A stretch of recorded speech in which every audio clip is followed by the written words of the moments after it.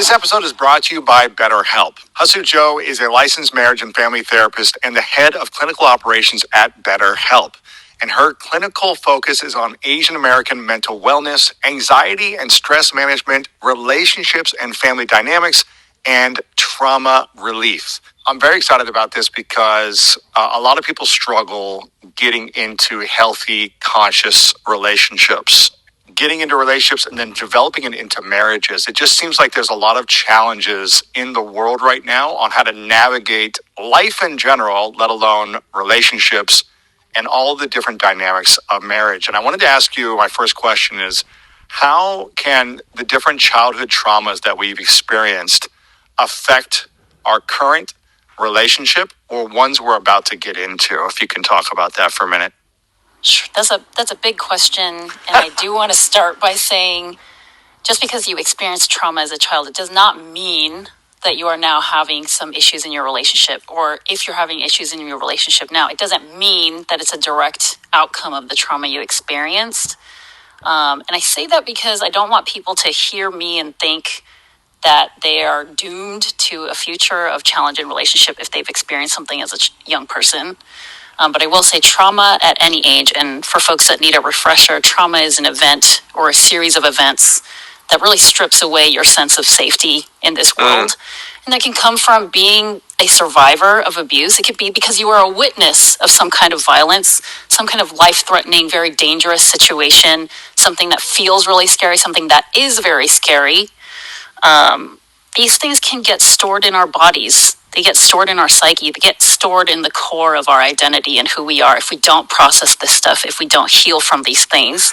So for a child, for a young kid who's still developing their worldview and their sense of self, trauma, whether that's abuse, whether it's witnessing violence, whether it's a significant loss of a loved one, or anything in between, this can manifest in the child's worldview, thus leading to this child growing up into an adult who has learned not to trust the world because the world isn't a safe place, not to find safety in other people, and to potentially expect the worst from others.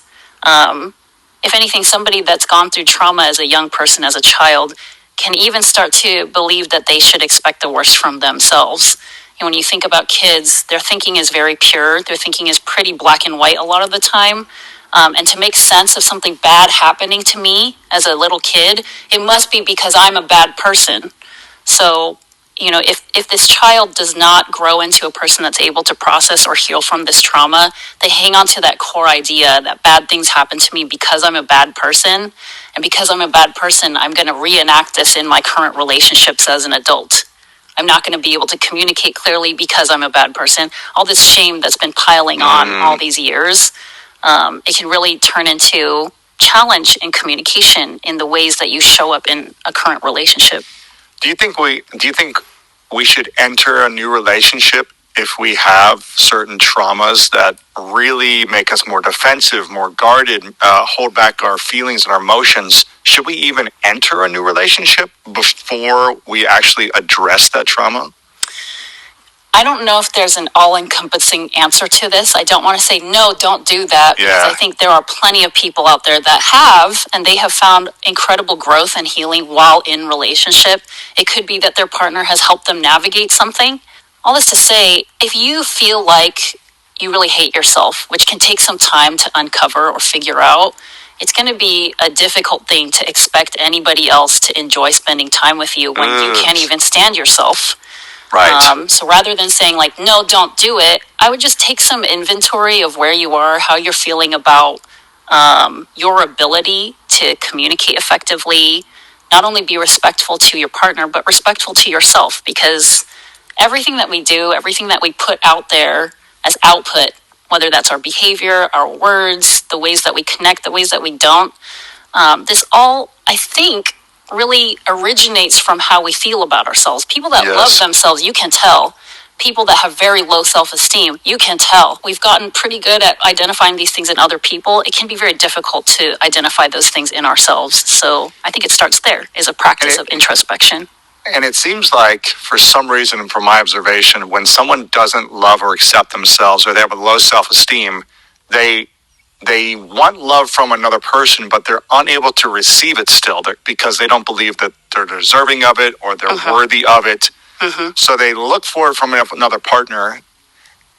That other partner tries to give it to them, but they struggle receiving it. And so it's like they want it, but they can't have it. And it's right in front of them, and it doesn't matter how much harder someone tries to give them love or support in a relationship, they still either sabotage, defend, do something to harm self or the relationship. I hear what you're saying, that you can still find healing and growth in the relationship, but I'm just such a believer that if we're not finding a way to create that self-love, it's just going to be hard to have a fruitful relationship. It's just going to struggle. I agree with you. And folks that are entering a relationship that have all this unresolved stuff, whether they realize it or not, some piece of them is going to expect for their partner to heal them. And that's a huge thing to put on any person, It's a big responsibility. That's a big weight. And then there's probably resentment in the case if they don't feel healed from their partner, whether it's, So I guess I'm curious about the actions someone should take before entering a relationship. If people have heard us on our show before and heard me talk about therapy and having coaching and support, how can someone really tap into therapy? And what is the main benefit of therapy, whether they are single and want to be in a relationship, or they've already gotten into a relationship and they realize they don't want to mess it up?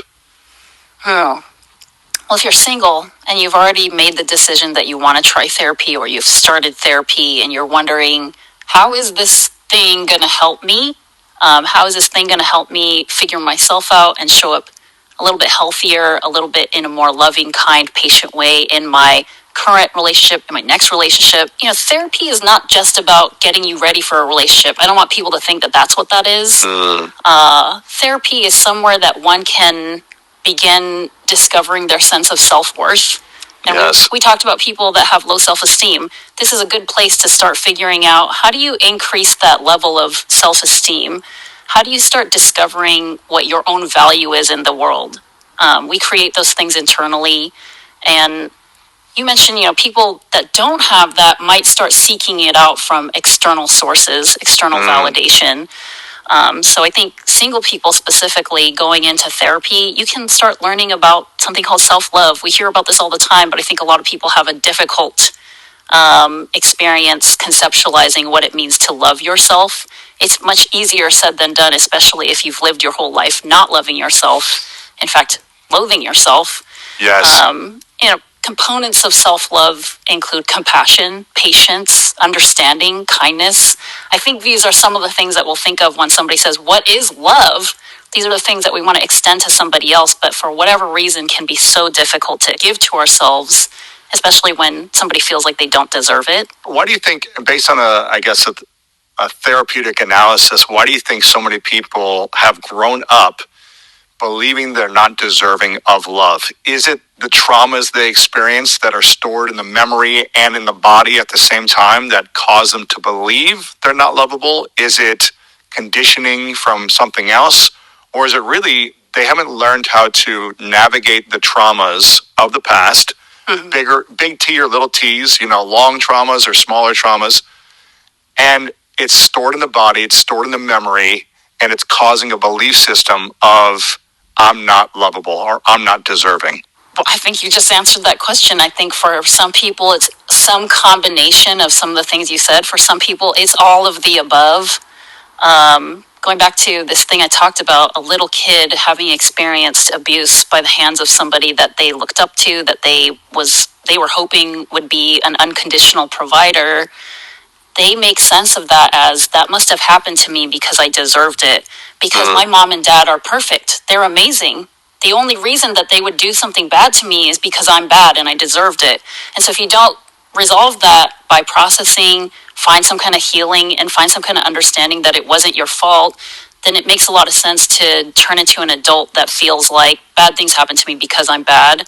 And then you start doing things like fulfilling this self-prophecy, right? Pushing people away, withdrawing, shutting down, being disrespectful. And then convincing yourself after the outcomes of that behavior, I knew this was going to happen because I deserve bad things. Right, right. This is fascinating because for many years, if I'm self-diagnosing myself on my pattern of behavior and choices and relationships and all these different things, I would choose different relationships and partners based out of a wound. And somehow it would never work out, right? And it would kind of be like a struggle because I wanted it to work out and they wanted it to work out, but we weren't really choosing from the right, healthy, conscious place. I'm curious, what is the main cause that most people break up in a relationship? Is it they lack a shared vision and values? Is it they don't know how to communicate with each other effectively, or they just hurt each other too much emotionally? What's kind of the main cause of a breakup that you see? All those things you list